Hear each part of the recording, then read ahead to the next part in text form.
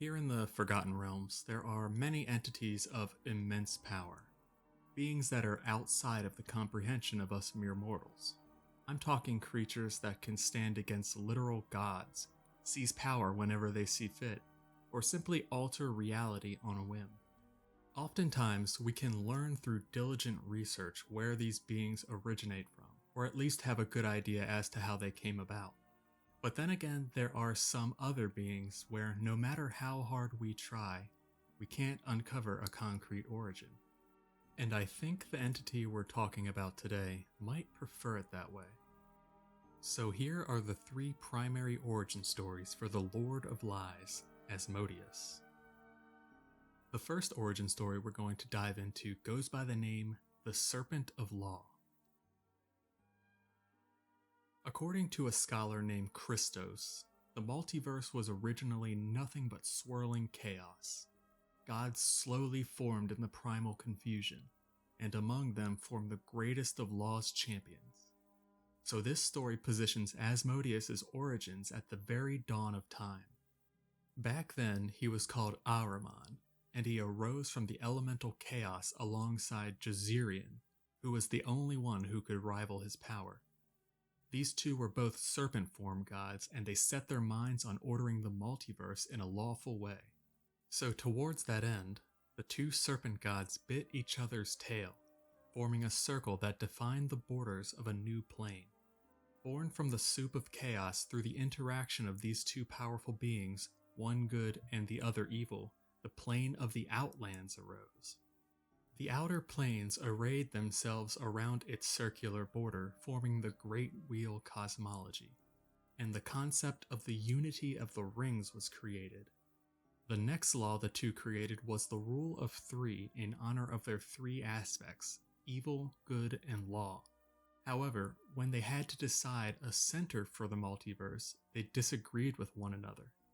The Outlands were the ideal place, but lawful good Jazarian wanted Celestia to be the center. But lawful evil Ahriman wanted Beator to be it instead.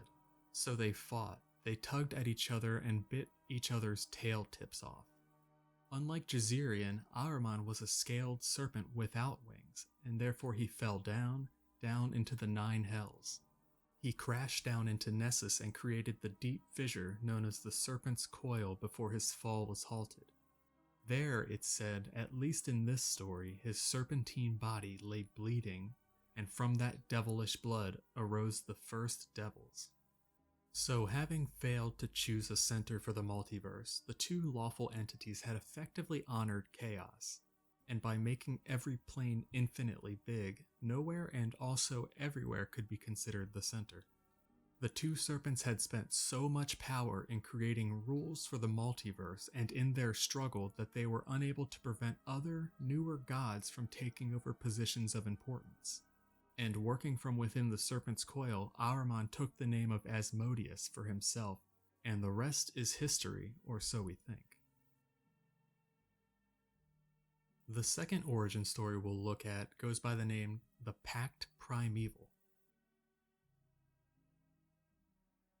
In this version, just like the Serpent of Law, the multiverse started as a soup of chaos where demons fought each other non-stop, and as a reaction to the chaos, the concept of law arose to counter it, along with deities of law who fought the demons. But eventually, the deities got tired of fighting infinite demons and wanted to pursue other things. So they created angels to fight the demons in their stead. And the best specimen of this new species went by the name Asmodeus. And as far as killing demons was concerned, he was the most successful by far. But he and his fellows began to take on some fiendish aspects during their ongoing fight, and for that they were put on trial. Asmodeus' argument was that war was a dirty business and they had done the gods' work for them yet still upheld their laws, and that they had done nothing wrong. In the course of arguing this, the gods realized Asmodeus had a better grasp of law than they did and couldn't find a counter to his arguments. The gods tried to bar Asmodeus and his people from accessing various privileges and rights, but Asmodeus was always able to secure them through his greater knowledge of the system in which they lived. Over time, the prime material plane became more and more populated, and was made more or less safe from demons, but the gods noticed mortals had a tendency to disregard divine law. The gods had a problem with this, for it invited chaos and allowed demons access to mortals. They had free will, but chose not to follow law. So to counter this, Asmodeus actually invented the concept of punishment for mortals. The gods accepted his presentation, and Asmodeus and his followers were entrusted with the punishment of mortals who transgressed divine law. But the gods, although they understood the necessity of punishment, did not want this done on their lands. So Asmodeus was, again, put on trial. He argued again that he was simply following divine law, and the gods again couldn't legally counter his claims. But they still couldn't abide souls being punished in a place where they could see the cruelty. So therefore Asmodeus proposed to shift the site of punishment to what would be Beator, which we covered in another entry. However, if he moved their workplace to Beator, they would be unable to draw power from the gods to conduct their duties. Therefore, Asmodeus proposed that he and his fellows be given the right to draw divine energy out of the souls they punished as a substitute. The gods then agreed, and the Pact Primeval was born. After this trial, Asmodeus and his fellows started work in the Nine Hells as torturers of mortal souls, and actively started seducing them towards evil, so they would end up in Beator instead of Celestia. Once the gods found out, however, they once again confronted Asmodeus, who merely pointed them to the contract's fine print. And the third and final origin we're going to examine goes by the name He Who Was. In this version, Asmodeus was an exarch in the service of an unknown god, known today only as He Who Was. According to one legend, this god was a control freak who supervised every single aspect of every single person living in his realm. The supervision and control Asmodeus was forced to endure ended up being the biggest motivation for him to rise up against his master. So as time went on, Asmodeus became known among his peers for applying brutal methods as a means to an end, regardless of innocent casualties. And since he would not or could not see the error of his ways, his lawfully good aligned master condemned and fired Asmodeus. Once being ousted from his previous position, Asmodeus worked as one of the watchmen over Tharizdun's prison, Tharizdun being a long-forgotten interloper god who sought to destroy all that is, and a being we'll cover in another entry.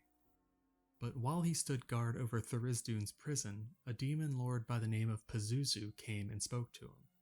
The demon's flattery caused Asmodeus to develop a sense of pride and urged him to rise against He Who Was. Asmodeus maintained a stable secret alliance with Pazuzu, who served as his general and was vital in eventually killing He Who Was. During this time, Asmodeus became aware of the location of the shards of evil. He retrieved one by going down to the bottom of the abyss through the Blood Rift, which served as the main connection between the Nine Hells and the abyss. Once down there, he used the Shard of Evil to kill his master, and its corrupting influence turned Asmodeus and the members of his army into the first devils. He Who Was had cursed Asmodeus before dying though, making it so he couldn't ever leave Beator. The curse also affected his angelic army, which was stationed in Phlegethos at the site that would later become the Lake of Fire. Publicly, the other gods condemned Asmodeus' actions, but privately some started making deals with the future Lord of Devils because He Who Was had been infamous for his incompetence. Asmodeus made deals with both the gods and, covertly, primordials, but in the end decided to take the divine side. And one of these bargains gave him the eternal right to use souls to maintain Beator. So with this right, Beator became a divine realm of material affluence, which was done by turning Beator into a giant torture chamber where magical energy was tortured out of souls. But now we're getting into the more recent history of the Nine Hells, so we'll leave it at that. And those are the three primary origin stories of Asmodeus. It doesn't surprise me that the Lord of Lies would have such a convoluted backstory. Asmodeus goes out of his way to deceive and misdirect lesser beings as often as possible. Whether this is done for his own amusement or just to create confusion and let people's imaginations run wild is unknown. But what I think is known is that he might just like it that way. Okay guys, thanks for listening to this entry on the mythology of Asmodeus. If you liked it, hit that like and sub button for the almighty algorithm. If you didn't like it, I'm all for criticism in the comments. Anyways, thanks again. This is your guide signing out. Be safe, take care, and happy trails.